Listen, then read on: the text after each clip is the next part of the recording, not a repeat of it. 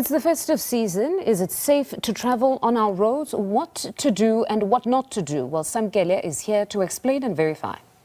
Well, indeed, Mfundo, in general, South Africans on the annual road safety statistics paint a very grim picture, Mfundo, of what is the festive season in one of the deadliest periods of the country. This is one of the periods where South Africans tend to lose their lives in volumes, poor adherence to road safety rules, and unroadworthy vehicles sometimes on the road. Let's look at the statistics on what they have to say on this particular matter. These are the statistics of 2023-2024 festive season road crashes death toll, 1,427. So within this particular period of 2023-2024 festive season, road crashes death toll stood at 1,442. That would be pedestrians at 40.9%, Mfundo, and that would be passengers sitting at 33.6%.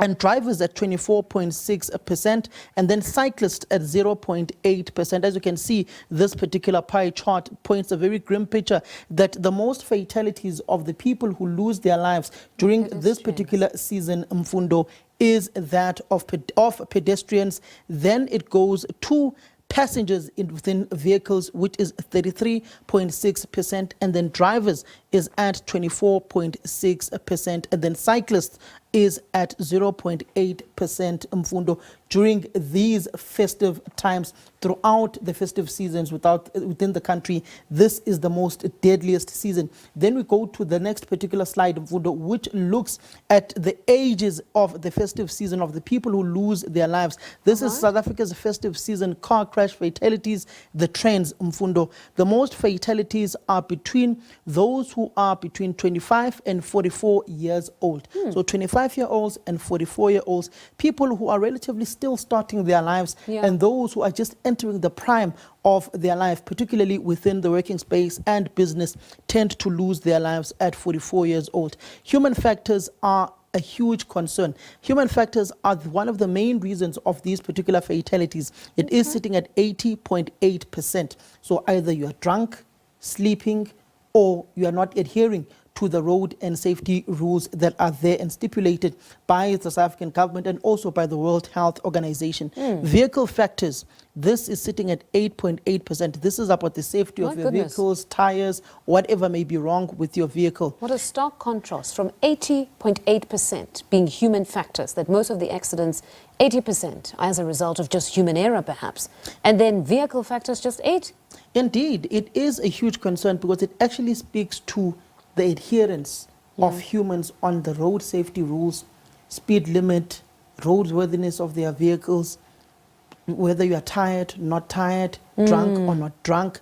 Then when you look at when these crashes and these fatalities take place, early morning or at night. So this is determined by the factor that many people, if they are traveling on the N3, on the N1, on the N4, N14, they either choose to travel early morning to avoid traffic volumes, or they choose to travel late at night in order to avoid traffic volumes. Then when you travel early morning, tiredness kicks in. You tend to fall asleep, or you may have had a heavy night, you had gone out, you are babblast, or you still have a hangover.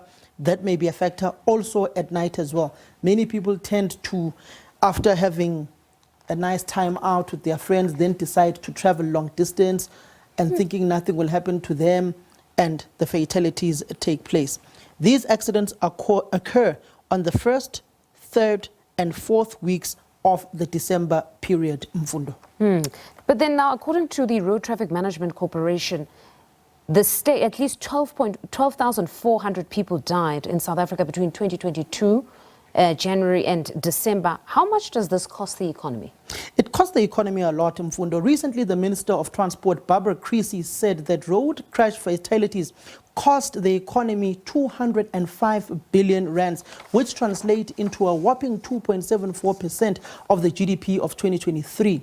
In a 2022 RMTC had reported that the cost of fatal crashes amounted to roughly 186.5 billion, equivalent to 3.3% of the GDP. These include expenses, lost production productively, medical treatment, cleanup, emergency services, police involvement, funeral cost, and infrastructure damage, Mfundo. So those are the statistics that the RMTC has essentially given to South Africans, that is how much it costs the GDP. For instance, if you look at these figures, RTMC had reported that the cost of fatal crashes amounted to roughly 886.5 billion, equivalent to 3.3% of the GDP, Mfundo. That is a lot. But is government doing enough to curb this national crisis, though? Well, Mfundo, it is rather interesting that government on year to year, you've heard the former Minister of Transport, Sindisiwe Chikunga, speaking on some of the road safety rules that are there within the country. It is not yet clear whether government is doing enough or not. For instance, if you look at the World Health Organization report, it stated that 6 countries have fully complied with the World Road Safety Risk Factors. And South Africa is not part of those particular 6 countries. If we go to our third particular slide, Mfundo, let me just look at these stats. Road deaths and injuries remain a major global health and development challenge. Globally, as of 2019, road traffic injuries are a 12th leading cause of death in all ages. Most notably, road traffic injuries remain the leading killer of people aged 5 to 29 years. Road traffic injuries remain the leading killer of people aged 5 to 29 years, while 90% of road traffic deaths occur low and middle income countries. Let me repeat that. While 90% road traffic deaths occur low and middle income countries. But surely this cannot be a problem that is unique to South Africa. One would think that global trends would show that this is a problem across the board. It is a problem across the board. It's not only unique to South Africa. For instance, if we look at this particular slide, World Road Safety Risk Factors, it is speeding, drinking and driving, motorcycle helmet use, seat belt, child restraint system. All right, so non-compliance with those. It's non-compliance with these particular factors: speeding, drinking and driving, motorcycle helmet non-use, seat belt not being used, child restraint system not being used. I remember there was a number of incidents where children who had not been buckled up in seat belts, who had not been put in child restraint systems, have lost their lives due to these particular factors not being adhered to. And these factors, Mfundo, come from the World Health Organization Global Stats Report on Road Safety 2023. So it's a report of last year, essentially reporting on the non-adherence of these particular factors: speeding, drinking and driving, motorcycle helmet non-use, seat belt, childhood restraint. If we don't adhere to these particular factors, these are some of the leading factors that lead to these fatalities that we have on the road. Then we go to our next particular slide, Mfundo, which basically shows that 1.19 million road traffic deaths globally in 2021. And that amounts to motorcyclists at 30%, vehicles at 25%, pedestrians at 21%, cyclists at 5%. Then you have got taxi, buses, good vehicles at 19%. In South Africa, minibus taxis, particularly on the routes that many South Africans love to travel on, which is the N1, the N2, the N3. In particular, the N3 has become one of the biggest fatalities when it comes to this issue of minibus taxis. But what interesting data there when it comes to motorcyclists, eh? For those who ride motorbikes, this would be an interesting perspective when you look at these stats. It is an interesting perspective when you look at the cyclists, those who ride these particular motorcyclists. It is at 5%. One would tend to think it would be higher. But looking at that particular 5%, you would tend to think that they are arguably some of the most behaved when it comes to the roads within the country, particularly noting that when you're riding your motorbike, you can't be on your cell phone, you have to concentrate on the road. Some of them even avoid traveling late at night due to the But with the health motorbikes, Samkele, making 30%. Motorcyclists. Motorcyclists. Sorry, I'm looking at cyclists. I'm looking at bikes. Motorcyclists at 30%. To be leading, one would have still assumed it would have been vehicles. So it's quite interesting to look at this data. It is quite interesting to look at the data, particularly on motorcyclists. But you also need to factor in some of how South Africans drive on the roads. Also motorcyclists themselves. You also see it on the roads when you're traveling between Pretoria and Johannesburg, how when They there's move traffic, in they between just cars. move in between cars. At times they use their hooters just to move vehicles aside. Some people may not be seeing them on their rear side or on their blind spot, and they would tend to knock them over. So it's no surprise that the motorcyclists are at a high point in this particular aspect. And also, motorcyclists during this particular period, you've got motorbike clubs, they go with their clubs, and they also have their issues when it comes to this particular data. But Mfundo, let me bring in Mr. Simon Zwane from the Road Traffic Management within the country. Mr. Simon Zwane, a very good evening to you, sir. Evening to you, Samkele, and to the viewers Thank you. throughout the country. Thank you very much, sir. It is the festive season. It is one of the deadliest periods within the country. Looking at the stats that we have just shown now to our viewers, is the South African government doing enough to make sure that there are no bad road fatalities or more road fatalities on the roads within the country between this particular period, the festive period and also the Easter period? Yeah, indeed, the South African government is doing all it can to reduce the number of people who are dying on the roads, reduce the number of vehicles that get involved in crashes. But the government cannot win this battle alone. So it is for that reason that we are also working with non-governmental organizations, other community-based organizations, traditional leaders, and religious leaders.